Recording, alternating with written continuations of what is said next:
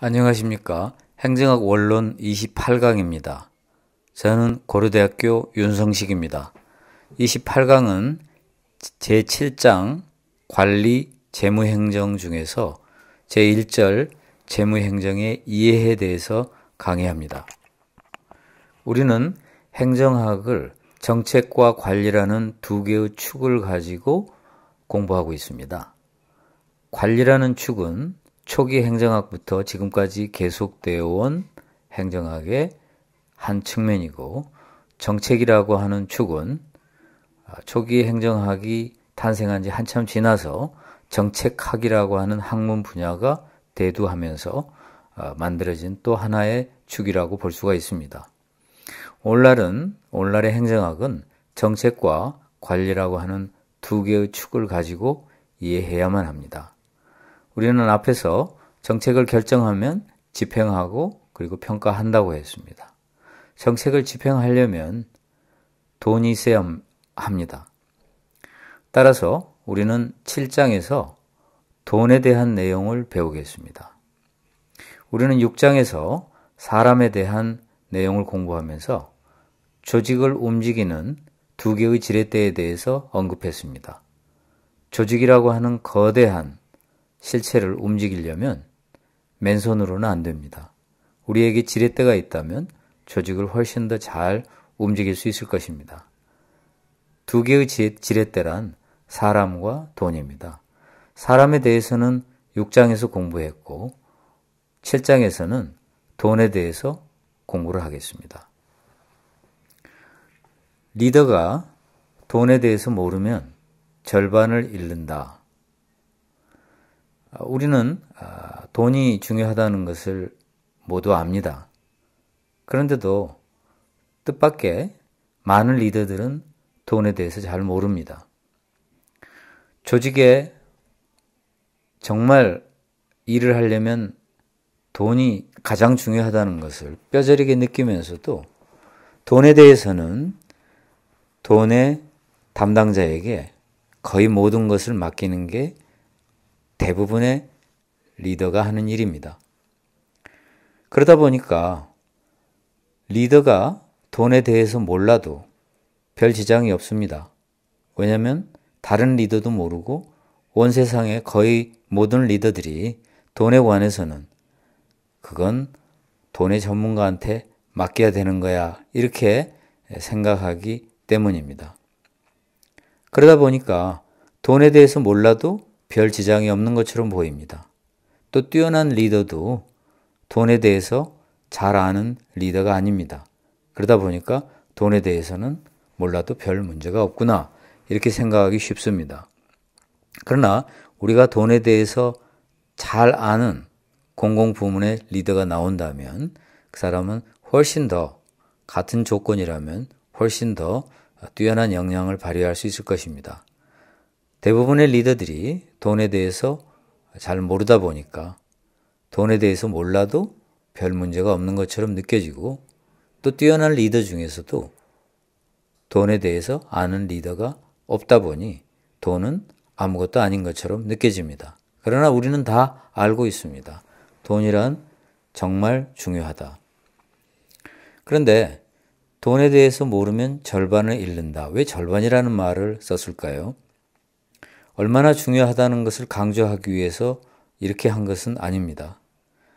이렇게 말한 데에는 어떤 근거가 있습니다. 미국의 상원 의원은 3분의 2의 표결에 해당하는 것이 돈에 대한 내용입니다.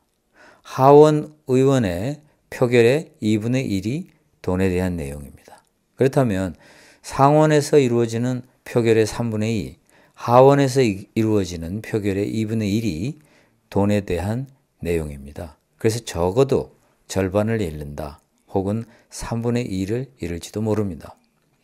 리더는 조직을 움직이는 두 개의 지렛대인 돈과 사람 중에서 사람에 대해서는 아주 관심을 많이 가지고, 그리고 자기의 권한을 발휘합니다. 즉 자기의 권한을 행사합니다. 그런데 돈에 대해서는 대부분 무지하고 알기가 어렵기 때문에 담당자에게 맡기고 자기는 담당자의 말을 듣고 거의 대부분 담당자의 말에 따르는 경우가 많습니다. 그래서 리더는 돈에 관해서는 사실 리더의 역할을 하지 못하는 것입니다.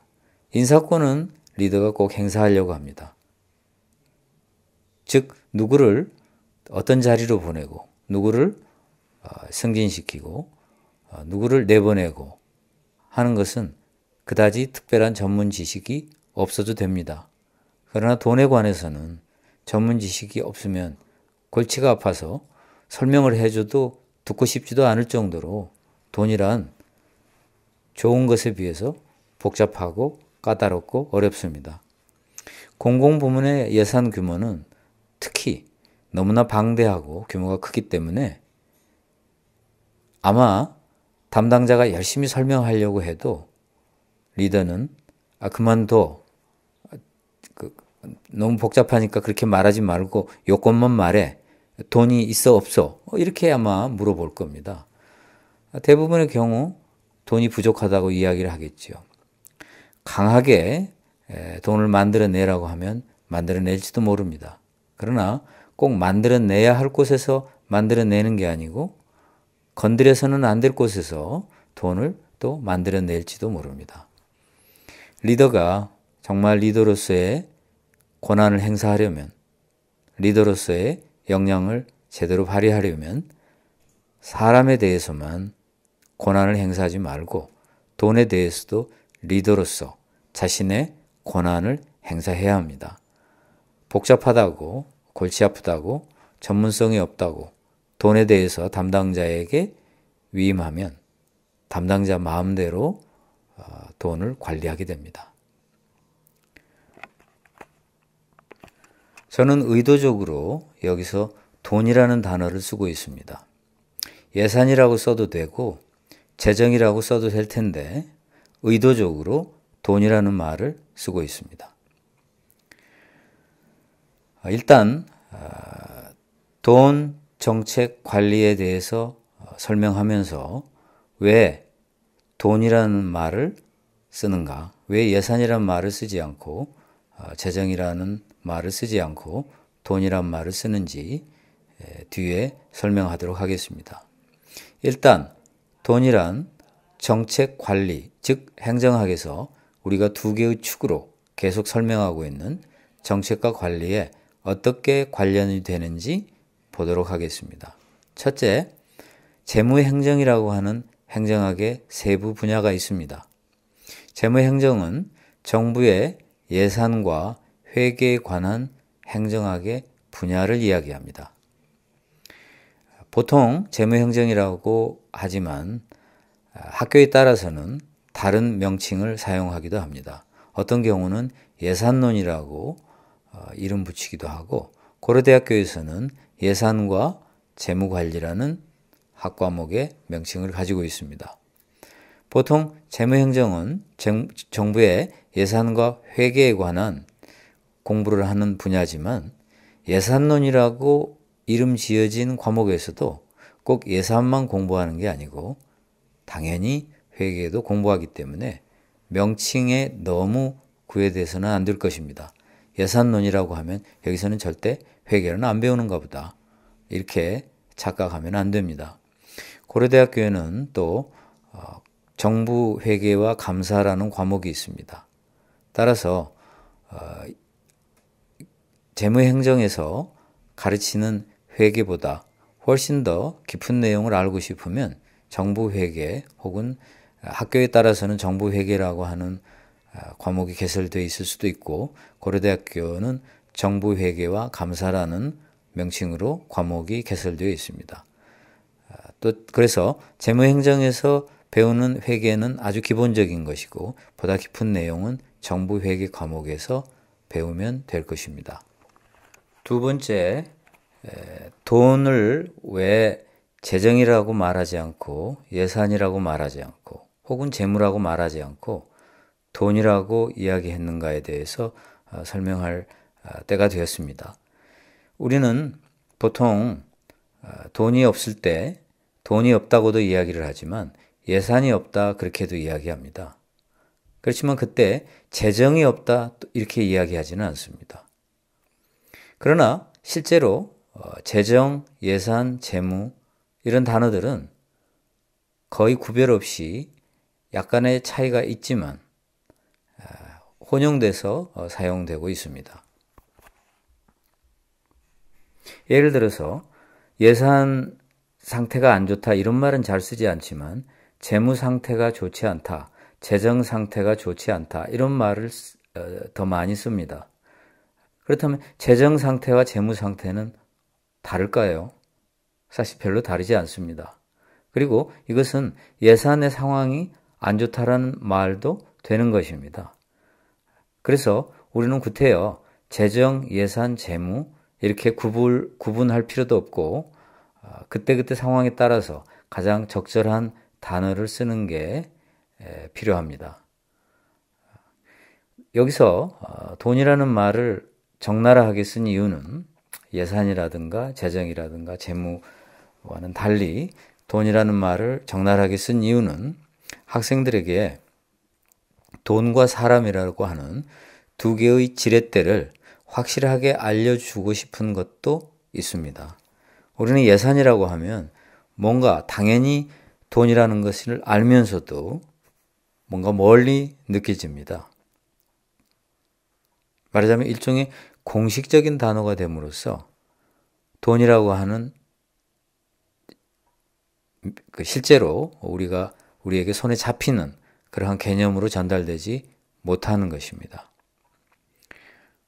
그리고 돈이라고 이렇게 표현을 함으로써 우리가 다 좋아하고 너무나 문제가 많고 그러한 단어, 돈, 그것을 보다 더 직시할 수 있기 때문이라고 생각을 합니다. 지금 세상은 돈이 지배하고 있습니다. 자본주의 시대라고 해서 물론 돈이 더 위력을 발휘하는 것도 있지만 과거에도 사실 돈은 위력을 발휘했습니다. 그러나 오늘날 더 발휘하는 것이겠지요. 공공부문은 어떨까요? 공공부문에서도 알고 보면 돈이 참으로 중요합니다. 돈이 부족해서 하고 싶은 일을 못하고 돈이 가야 할 곳에 가지 못하고 비효율이 생김으로써 사실 국민의 세금이 낭비되고 있습니다. 이 돈이라는 단어는 우리에게 욕망과 탐욕과 이익을 상징합니다. 예산이라고 하는 단어가 주는 느낌과는 확실히 다릅니다. 공공부문에서도 돈은 욕망과 이익, 탐욕 이런 것들과 밀접하게 관련이 되어 있습니다. 우리는 예산하면 뭔가 공익적 냄새가 나는 공공성을 가진 실체로 생각을 하지만 민간 부문과 마찬가지로 여기에는 탐욕이 있고 이익이 있고 모함이 있고 술수가 있고 결합이 있고 결탁이 있고 합의가 있고 타협이 있고 갈등이 있습니다. 이런 것들을 보다 더 적나라하게 묘사하기 위해서 돈이라는 단어를 사용했습니다. 세 번째, 정책 결정은 예산으로 뒷받침되지 않으면 무용지물입니다. 정책은 예산의 뒷받침이 없으면 꿈이나 상상에 불과합니다. 그것은 우리가 정책이라는 말을 쓸 필요도 없는 그런 하찮은 상태에 불과합니다. 그렇기 때문에 예산이 중요한 것이고, 즉 돈이 중요합니다. 돈의 뒷받침이 있을 때 비로소 정책이 될 수 있는 것입니다. 네 번째, 우리는 관리에서 조직 구축, 인재의 확보, 그리고 재무자원, 즉 예산의 확보에 대해서 앞에서 이야기를 했습니다. 이것이 바로 관리의 핵심입니다. 관리의 조직화와 지휘 통솔은 바로 조직 구축, 인재, 돈, 이 세 가지에 의해서 이루어집니다. 이것이 행정학의 한 축인 관리의 내용인 것입니다. 그렇다면 정책 관리와 예산이 어떻게 관련되는지 한번 과정을 중심으로 보도록 하겠습니다. 즉 정책 과정, 관리 과정, 예산 과정을 중심으로 정책, 관리, 예산을 비교해 보도록 하겠습니다. 정책 과정은 앞에서 설명했듯이 정책 의제 설정, 정책 형성, 정책 집행, 정책 평가 이 네 가지 단계로 구분해서 설명합니다. 관리 과정도 앞에서 설명했는데요. 기획, 조직화, 지휘 통솔, 통제 이 네 가지 단계입니다. 우리는 정책과 관리가 서로 어떻게 관련을 맺고 있는지, 즉 하나의 현상을 동전의 양면으로 우리가 볼 수 있다면 어떻게 정책 과정과 관리 과정이 관련되어 있는지를 1대1로 연결해 보았습니다. 즉 기획은 정책 의제 설정과 정책 형성에 해당되고 조직화와 지휘 통솔은 정책 집행이고 통제는 정책 평가에 해당됩니다. 그렇다면 관리의 하나인 예산도 과정으로 나누어 볼 수가 있습니다. 즉 관리 과정 중에서 지휘 통솔, 조직화 이런 것들에 관련된다고 볼 수 있는 예산이 또 별도의 편성 과정, 심의, 집행, 결산, 감사를 거친다. 그렇기 때문에 예산 과정도 관리 과정과 비교를 할 수 있고 예산 과정도 정책 과정과 비교를 할 수 있습니다. 또 따라서 예산을 편성한다는 것, 예산을 심의한다는 것은 관리 과정에서 기획에 해당합니다. 따라서 우리가 관리 과정에서 기획한다 할 때는 아이디어도 내겠지만 결국은 예산을 편성하고 예산을 심의한다는 것과 동일합니다. 따라서 예산은 관리의 매우 중요한 구성 요소인 것이지요. 그런데 예산을 편성하고 예산을 심의하는 것은 정책 의제를 설정하고 정책을 형성하는 것과 다를 바가 없습니다. 즉 우리가 공공부문의 문제를 해결하기 위해서 최적 정책 대안을 선정한다는 것은 즉 예산을 편성하고 예산을 심의한다는 것과 또 같기 때문입니다. 즉 예산을 놓고는 자, 공공부문의 문제를 해결하기 위해서 어떤 사업을 해야지 라고 생각하고 예산을 편성하고 심의합니다. 그렇기 때문에 예산을 편성하고 심의한다는 것은 정책 의제를 설정하고 정책을 형성하는 것이나 마찬가지입니다.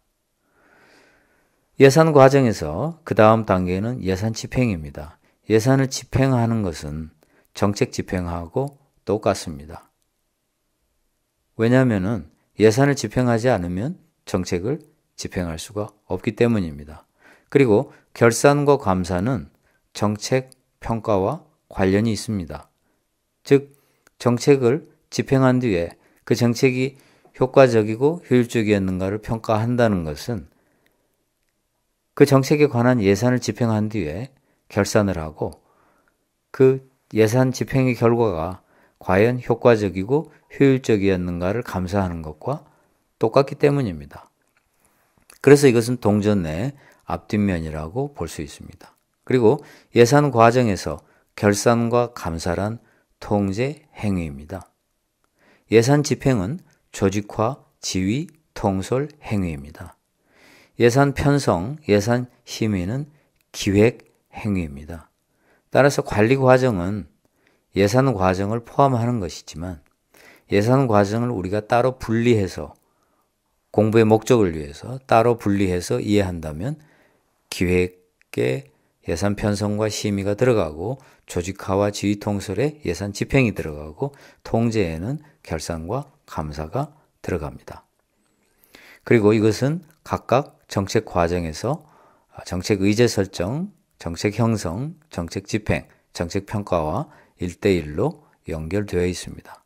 사실상 하나인데 어떤 선글라스를 끼고 보는가에 따라서 정책 과정이고 어떤 선글라스를 끼고 보는가에 따라서 관리 과정입니다. 선글라스를 어떤 걸 끼는가에 따라서 강조되는 것이 달라지고 관심사가 달라집니다. 그래서 정책이라고 하는 선글라스를 끼게 되면 주로 의제 설정, 형성, 즉 정책의 측면에 관심을 가지고 보게 되고, 관리라고 하는 선글라스를 끼게 되면 조직화, 지휘, 통솔 이런 것들이 많이 강조됩니다.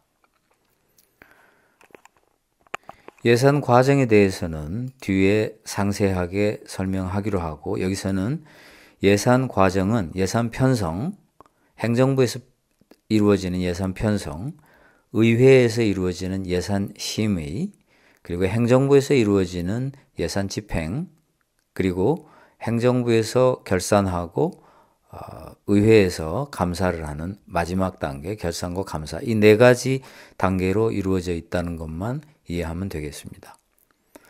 다음으로 예산의 중요성에 대해서 살펴보겠습니다.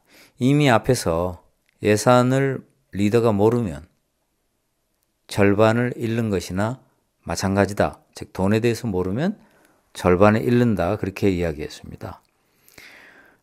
첫째, 예산은 왜 중요할까요? 예산은 정책 분석, 정책 평가와 관련이 됩니다.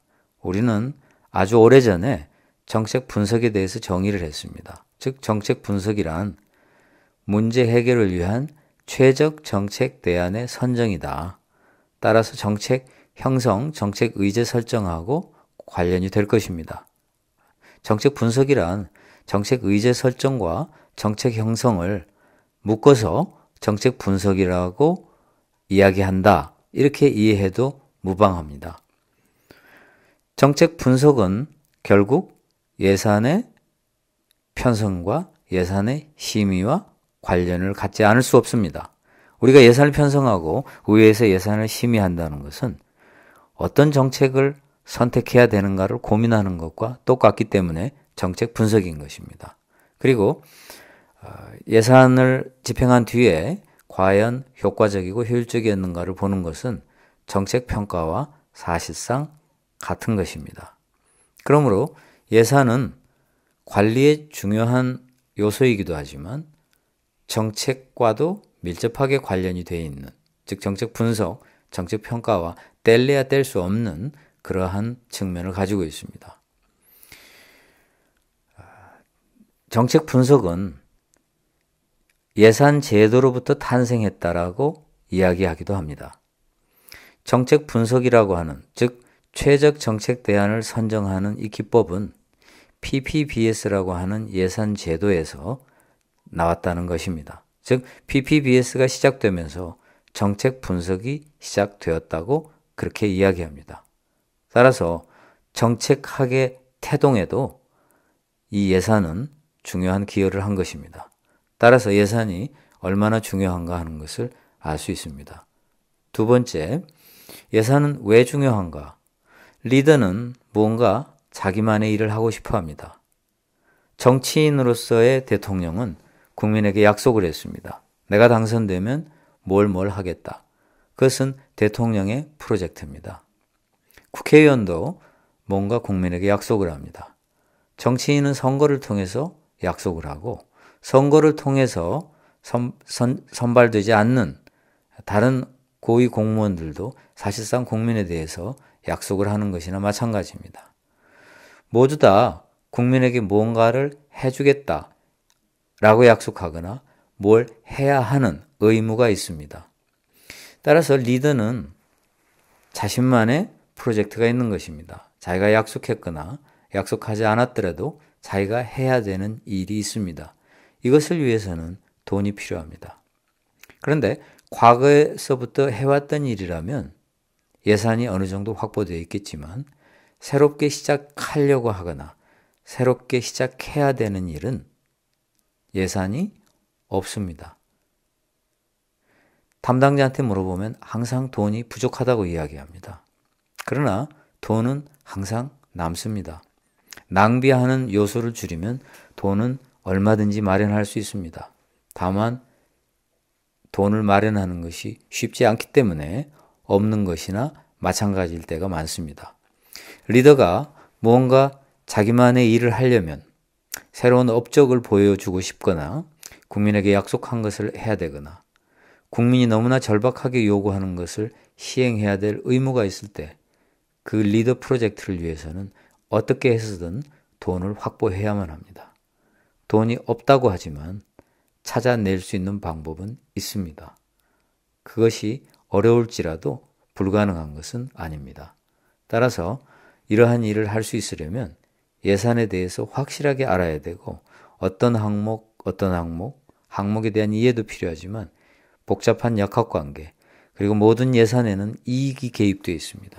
우리는 공공부문의 예산은 공공성을 가지고 있어서 민간 부문의 이익과는 멀 것으로 생각하지만 정부의 거의 모든 예산은 이익이 관련되어 있습니다. 정부가 하는 모든 사업은 물건을 사고 팔 때도 많고 민간으로부터 서비스를 구입할 때도 많습니다. 그러면은 어떤 기업은 반드시 이익을 보게 되어 있습니다. 그리고 그러한 사업으로 인해서 혜택을 보는 집단들이 존재합니다. 때로는 소수의 집단이기도 하고 때로는 농민이나 노동자처럼 다수의 집단이기도 합니다. 세 번째, 리더는 부하 직원으로부터 어떻게 존중을 받아야 할까요? 다소 생뚱맞은 질문이라고 볼 수 있습니다. 리더는 부하 직원으로부터 인사를 받습니다. 부하 직원이 박수도 칩니다. 공손한 말로 대화를 합니다. 이런 것들은 물론 존중이지만 리더가 부하 직원으로부터 진정한 존경을 받으려면 돈에 있어서도 존경을 받아야 합니다. 플로리다 주지사는 아주 유명한 말을 했습니다.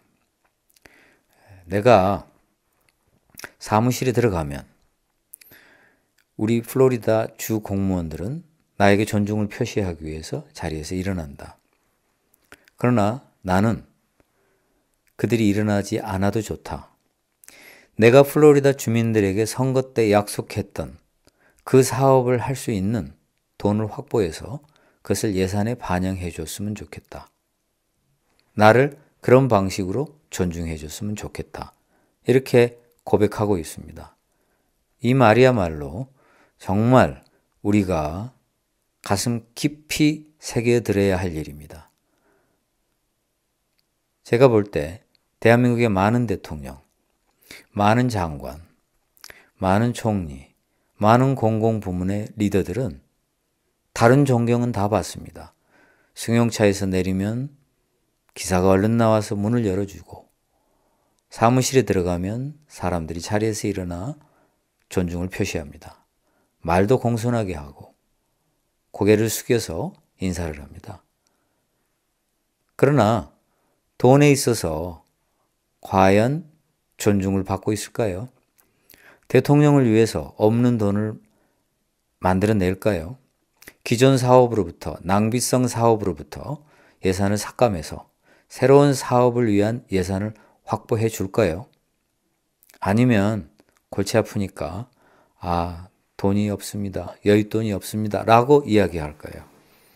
참으로 생각해 봐야 될 일입니다. 밑에 있는 전문가들한테 의존하면 되는 일이 없습니다. 자신이 예산에 대해서 확실히 알 때만 예산을 충분히 확보하고 활용할 수 있을 것입니다. 네 번째, 선진국의 정부 개혁은 거의 대부분 예산 부처가 주도합니다. 미국에서는 예산 부처인 OMB가 주도합니다. 대부분의 내각 책임제 국가에서는 재무부나 혹은 예산을 담당하는 별도의 부서가 있을 경우 그 부처가 정부 개혁을 담당합니다. 그렇다면 왜 정부 개혁을 예산 부처가 담당할까요? 무엇보다도 예산 부처는 모든 정부 부처의 업무를 가장 잘 알고 있습니다. 어떤 부처도 자신의 소관 업무만 잘 알고 있지 그 나라 전체의 업무를 다 알고 있지는 못합니다.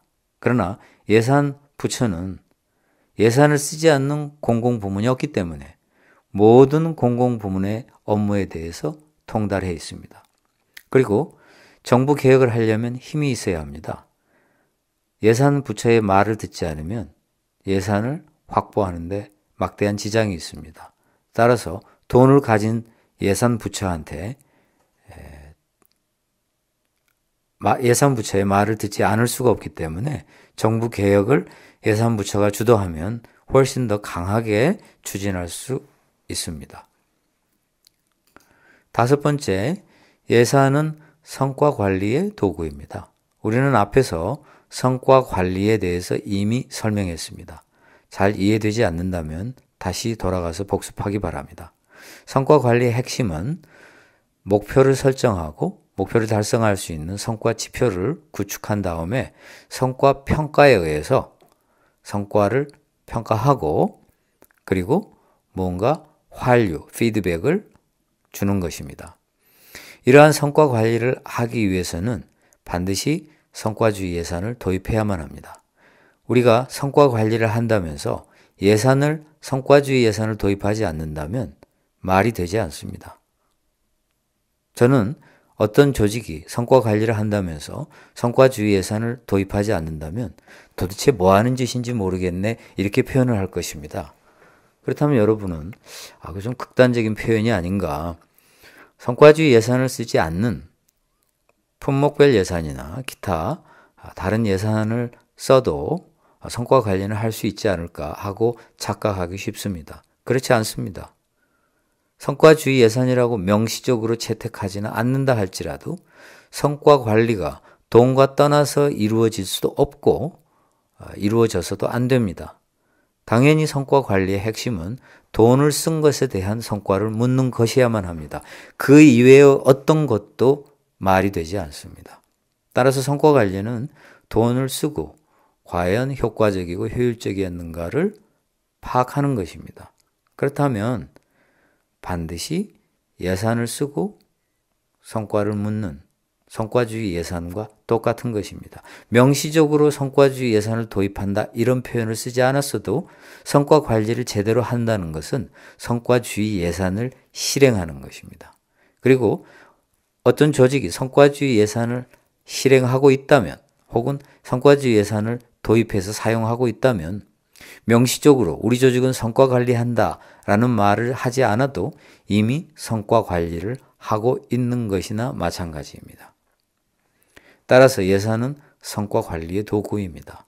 성과 관리가 중요하다면 당연히 예산으로 성과 관리를 시행해야 할 것입니다. 여섯 번째, 예산 편성과 예산 심의는 가장 진지하고 치열한 정책 대토론회입니다. 예산은 행정부에서 편성되고 예산 심의는 의회에서 이루어집니다. 행정부와 의회에서 무엇이 가장 좋은 정책 대안인가를 치열하게 토론하는 것. 그렇기 때문에 예산은 중요합니다.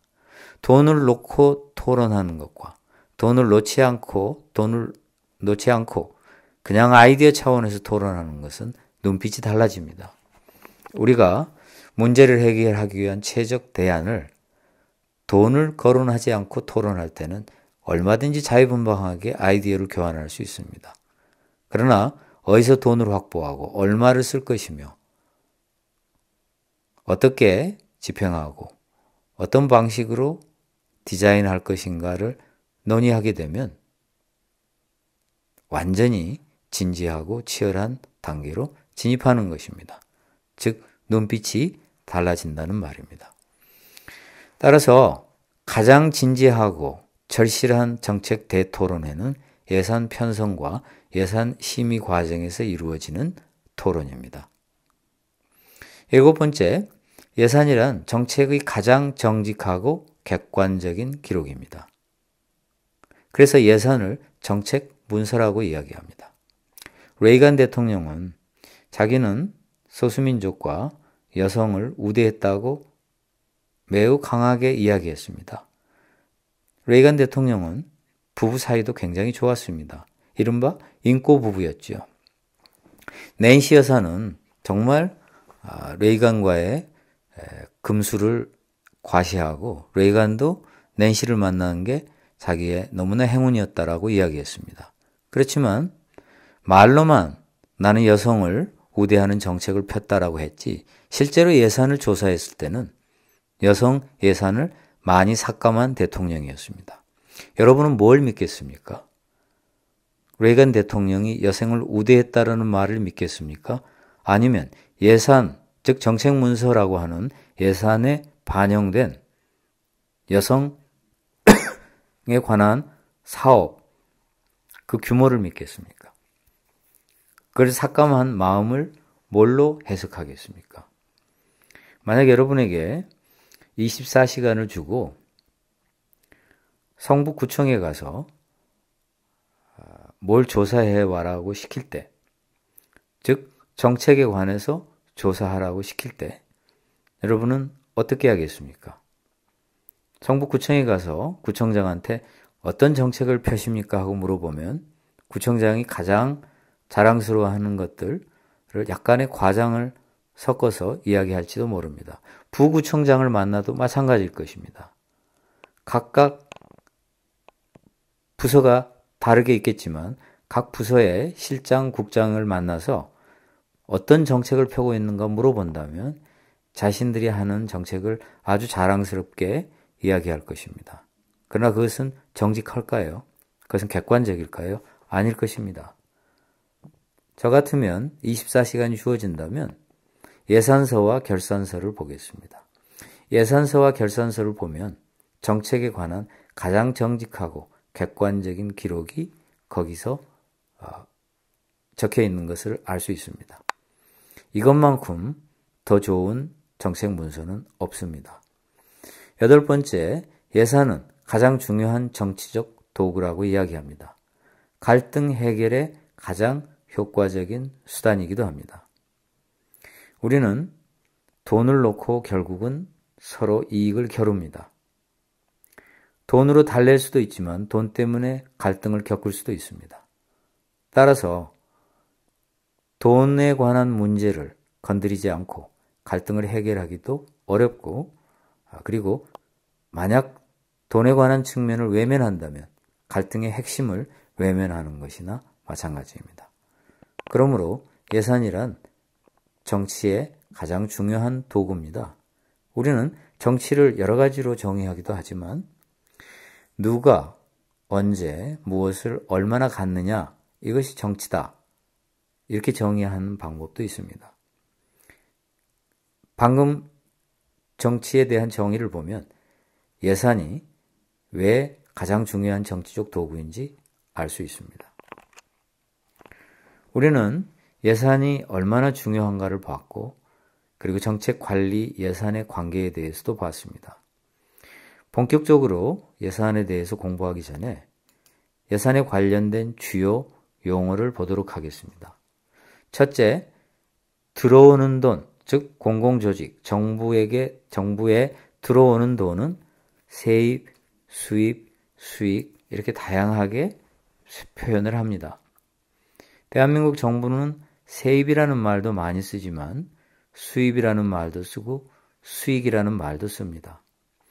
물론 여기에는 약간의 뉘앙스 차이가 있고 구별할 실익이 있기는 하지만 행정학 원론의 범위에서는 벗어나기 때문에 세입, 수입, 수익 이것은 들어오는 돈이다, 비슷비슷하다, 그렇게 이해해도 무방하겠습니다. 두 번째, 나가는 돈은 세출, 지출, 비용 이렇게 정의를 합니다. 들어오는 돈과 마찬가지로 이 세 가지 용어도 약간의 차이는 있지만 비슷하게 혼용해서 쓰기도 하고, 또 행정학 원론의 수준에서는 사실상 같은 말이다 이렇게 이해해도 무방하겠습니다. 그러나 분명 차이는 있습니다. 수입하고 지출은 현금주의를 사용할 때 주로 사용하는 용어이고, 수익과 비용은 발생주의를 쓸 때 주로 사용하는 용어입니다.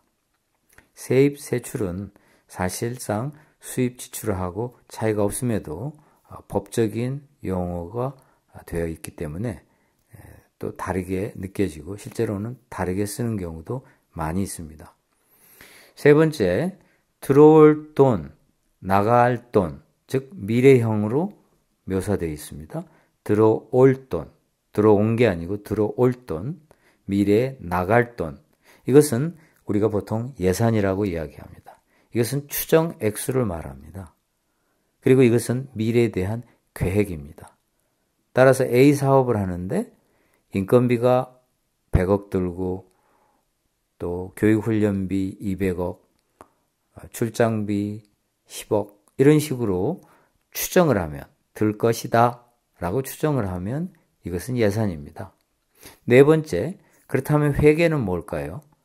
들어온 돈, 나간 돈을 말합니다. 회계는 발생 액수를 말하고 과거에 관한 역사적 문서입니다. 따라서 예산이 편성돼서 실제로 집행되는 순간 예산 정보는 회계 정보로 전환됩니다. 아까 A 사업의 인건비 200억으로 추정됐습니다. 그런데 실제로 사업을 집행한 결과 190억만 들었다.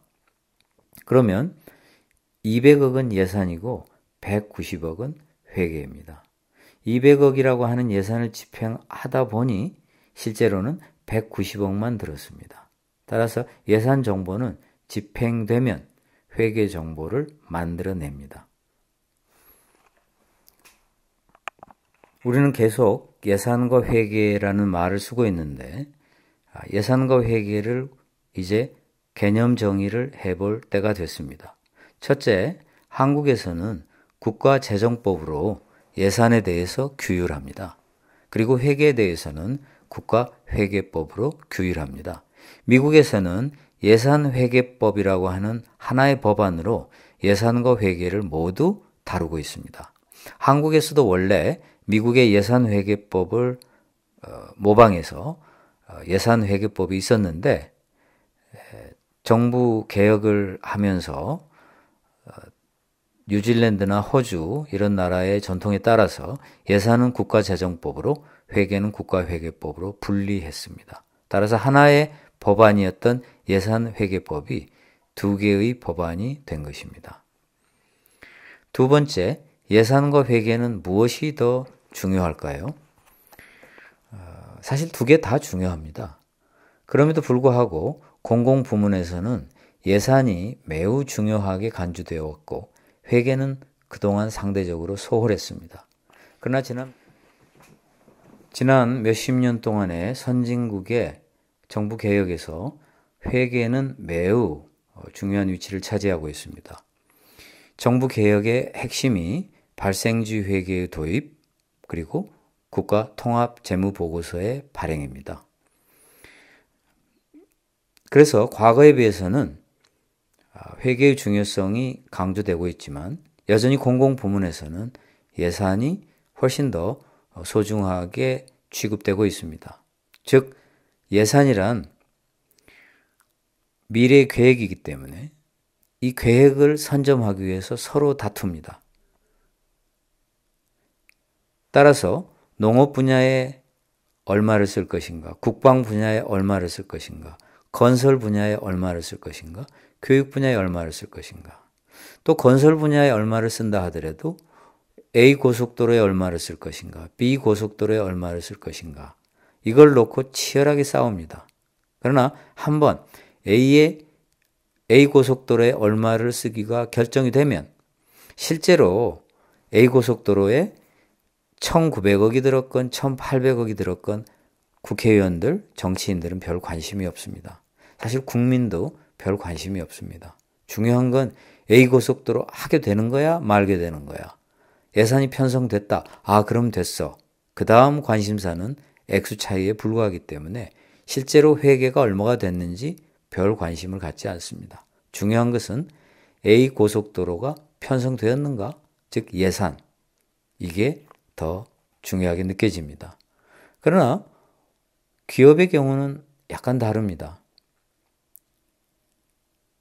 기업은 이익을 내야 되는 그러한 조직입니다. 정부는 이익을 내야 되는 조직이 아닙니다. 정부는 세금 많이 거두어서 조금만 썼다, 즉 이익이 많이 남았다 하면 큰일 날 일입니다. 그러다 보니까 이익이라는 건 중요하게 다뤄지지도 않고 이익은 관심사도 아닙니다. 즉 들어온 돈, 수입과 지출을 뺀 나머지 금액은 공공부문에서는 액수도 작지만 때로는 마이너스일 경우도 많고 별 관심사가 아닙니다. 그러나 기업에 있어서는 이익이야말로 가장 중요합니다. 이익은 기업의 손익계산서의 제일 밑에 보고됩니다. 그래서 그것을 보통 바텀 라인이라고 이야기합니다. 기업에서 제일 중요한 한 줄을 이야기하려면 손익계산서의 제일 마지막 줄, 바텀 라인, 즉 이익입니다. 기업은 이익이 1,000억이 될 것이다. 이건 별로 중요하지 않습니다. 실제로 이익이 얼마가 났는가? 1,200억이었는가? 700억이었는가? 이게 중요합니다. 그래서 기업은 예산도 물론 중요하겠지만 회계가 더 중요합니다. 공공부문은 어떨까요? 훨씬 예산에 더 관심이 많고 예산을 더 중요시하지 회계는 소홀히 했습니다. 최근에 와서야 회계를 살짝 중요하게 생각할 뿐입니다. 세 번째, 예산 집행 시 회계 정보가 생산되는데 예산과 회계의 필연적 괴리가 발생할 수밖에 없습니다. 우리는 아까 A사업의 인건비 200억으로 추정됐다 이렇게 했는데 200억은 예산이고 실제로 190억 들었다 하면 190억은 회계입니다. 그러면 200억과 190억의 사이에는 괴리가 있습니다. 즉 10억이라고 하는 괴리가 있습니다. 네 번째, 예산과 회계는 동전의 양면인데 왜 다르게 느껴질까요? 그것은 기록 방법과 보고 방법이 다르기 때문입니다. 예산은 A사업에 얼마, B사업에 얼마, C사업에 얼마 이런 식으로 기록이 됩니다.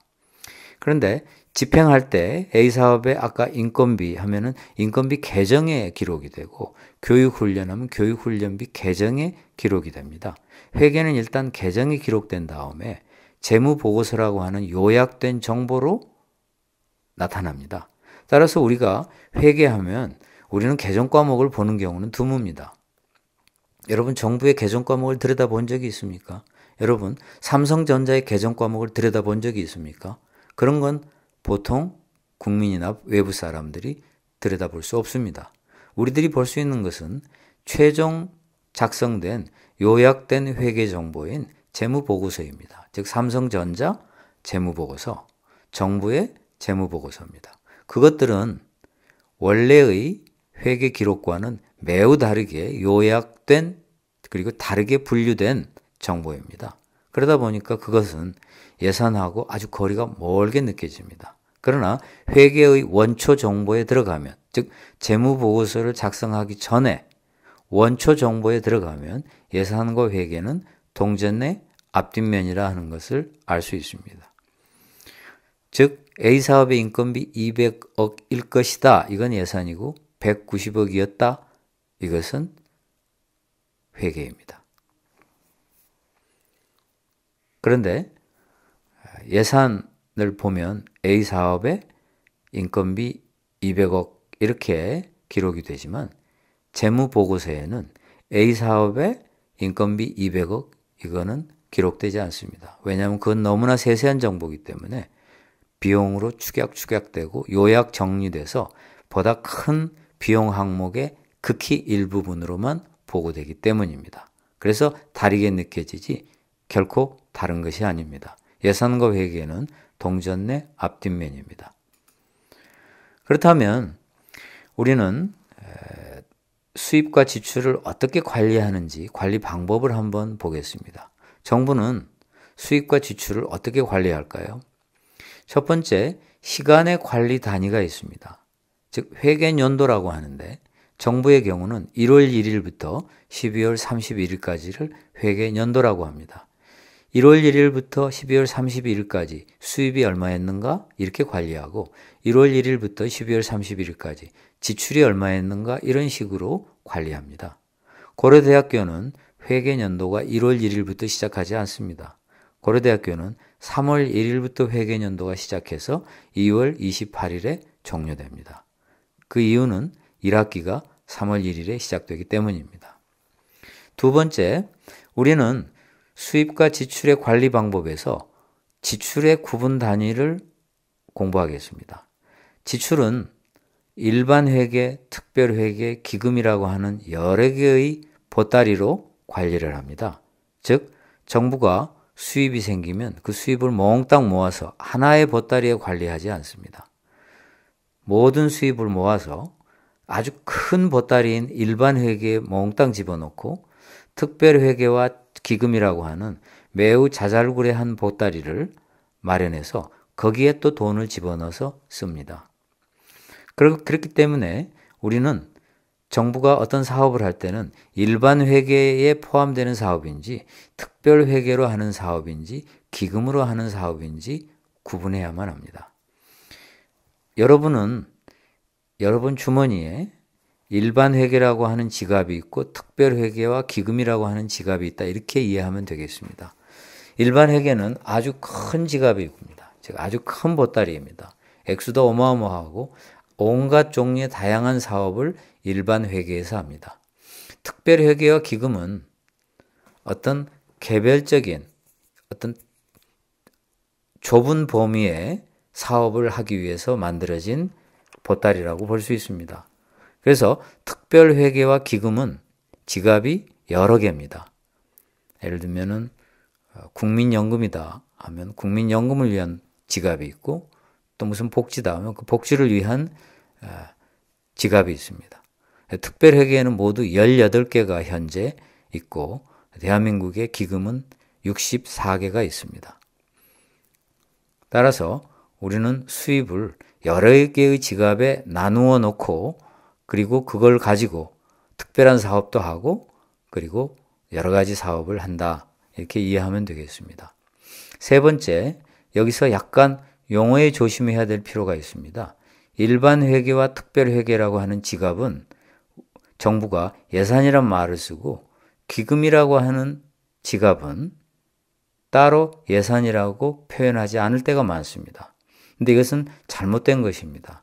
왜냐하면은 일반 회계와 특별 회계를 합친 고유명사로 예산을 쓰고 있는데 이렇게 되면 예산이 일반 명사가 아니라 고유명사가 됩니다. 기금에 있어서도 미래 사용할 계획은 예산인 겁니다.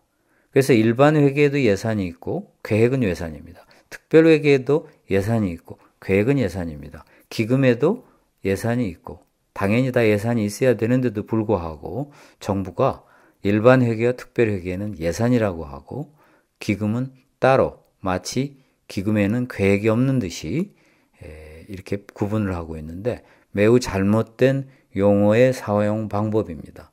이렇게 된 데는 특별한 역사적 연혁이 있습니다. 보다 더 자세한 내용은 재무행정 과목이나 예산과 재무관리에서 공부하기 바랍니다. 여튼 일반 회계라고 하는 지갑, 특별 회계라고 하는 지갑을 때론 예산이라고 하고 기금이라고 하는 지갑은 예산이란 말을 쓰지 않습니다. 그럼에도 불구하고 기금도 미래에 대한 계획은 예산이고 집행 내역은 회계입니다. 그래서 기금에도 예산 있고 회계가 있고 일반 회계에도 예산이 있고 회계가 있고 특별 회계에도 예산이 있고 회계가 있습니다.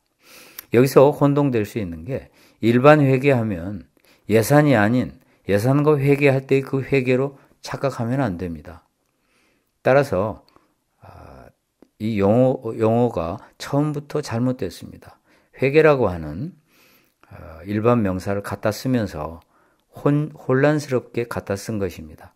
단순히 지갑의 명칭이 일반 회계이지 이 일반 회계는 예산은 없고 회계만 하는 것은 아닙니다. 이 지갑으로 하는 사업은 미래에 대한 계획이면 예산이고 실제로 집행한 결과이면 회계입니다. 특별회계라고 하는 지갑도 마찬가지입니다.